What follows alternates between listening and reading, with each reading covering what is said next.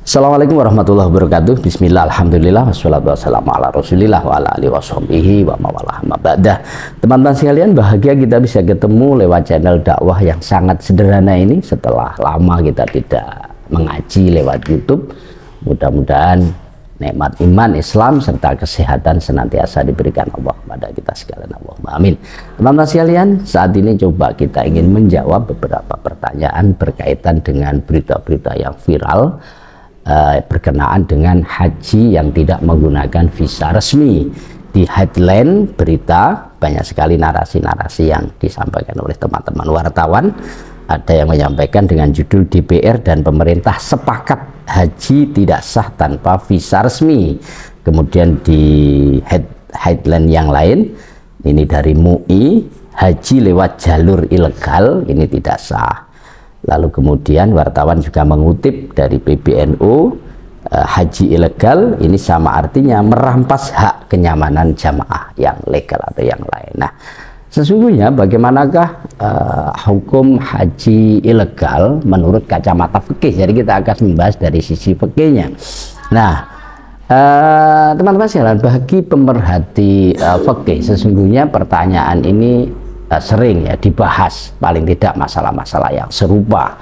Nah, tentu jawabannya ini sangat mudah ya, sudah gamblang bahwa surat-surat yang berkaitan dengan kelengkapan pemberangkatan haji termasuk visa itu adalah tidak ada kaitannya dengan ibadah haji itu sendiri.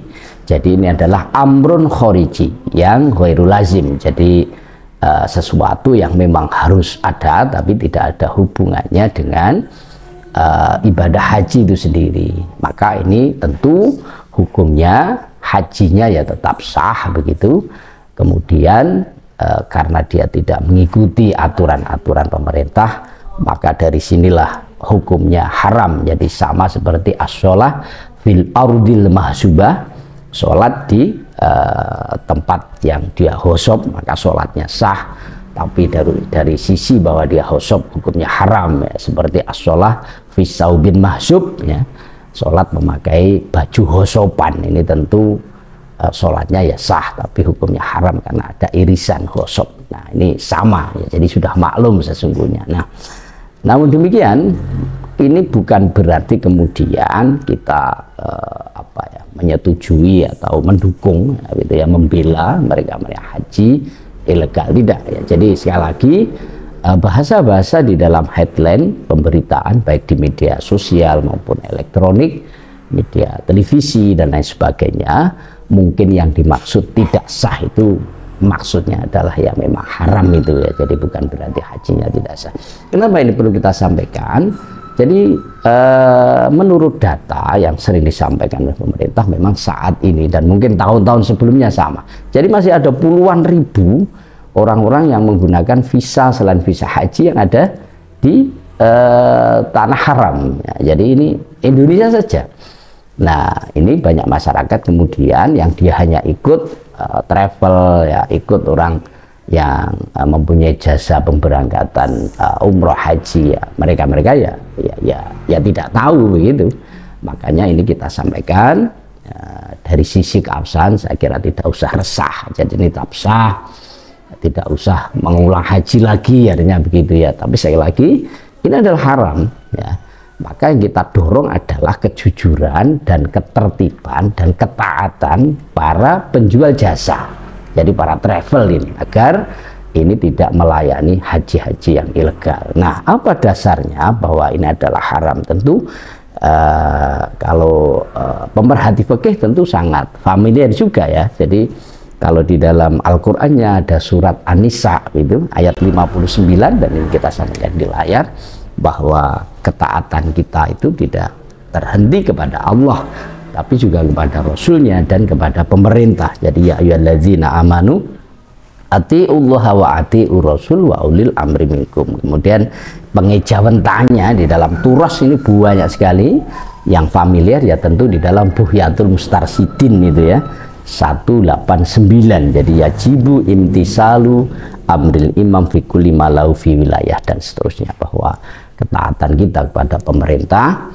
itu harus dilakukan, hukumnya wajib terhadap semua kebijakan, apalagi di sana kebijakan fihi maslahah ammah. Jadi ada kebijakan yang ada kebaikan kemaslahatan umum, termasuk pengaturan haji. Nah, kita akan sampaikan secara khusus ini di Ahkamus Sultaniyah lil Mawardi di Al-Babul Ashir halaman 108 fil wilayah alal haji.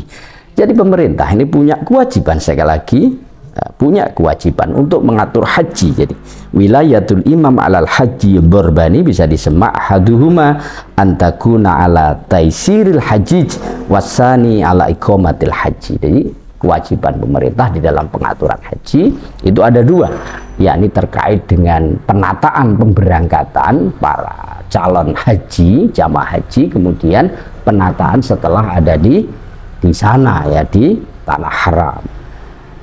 Nah, fa amma taisirul hajij fahuwa wilayatu siyasatin wa zi'amatin wa tadbirin. Sedangkan pengaturan perjalanan haji ini berkaitan dengan wilayah-wilayah kekuasaan-kekuasaan, bagaimana penataannya ini lewat diplomasi, kemudian pengaturan-pengaturannya ini tentu lewat pembatasan kuota haji dan lain sebagainya. Jadi ini adalah wilayah siasah, jadi bagaimana cara mengaturnya. Walladzi alaihi fi huquqi hadhil wilayah asyratu asya'. Nah, secara detail kewajiban pemerintah di dalam atau hak di dalam pengaturan jamaah haji ini secara detail ada 10. Kita akan mengutip satu saja, wasani tartibuhum fil masir. Jadi mengatur ketertiban di dalam pemberangkatan haji, termasuk pengaturan kuota haji wan nuzul. Kemudian pengaturan ada di sana ya. Caranya adalah bi'i'ta'i kulli ta'ifatin minhum maqadan, yakni setiap rombongan haji ini adalah ada makodan, siapa yang menuntun, siapa ketuanya, siapa ketua kloternya, siapa pembimbingnya, hatta ya'rifa kullu fariqin minhum maqadahu, sehingga dia tahu kalau ada permasalahan dia akan mengadu kemana, yang dia ikuti siapa. Idza saro wa ya'lafa makanahu idza nazala, kalau di sana sudah ada di sana maktabnya di mana, ini dia tahu ya, saya harus bertempat di hotel mana, dia tahu kapan ke Musdalifahnya, karena ini orang awam ya, kapan tawafnya dan sebagainya. Jadi harus ada yang menuntun, ada pembimbing. Fala yatanaza'una fihi wala yudhilluna anhu. Jadi sehingga nanti tidak terjadi saling tanazuk ya, rebutan tempat ya, kemudian tersesat, ini agar tidak terjadi di sana. Ini adalah wilayah-wilayah atau hak-hak pengaturan pemerintah terhadap perjalanan haji. Oleh karenanya kenapa ini haram kalau tidak menggunakan visa yang resmi?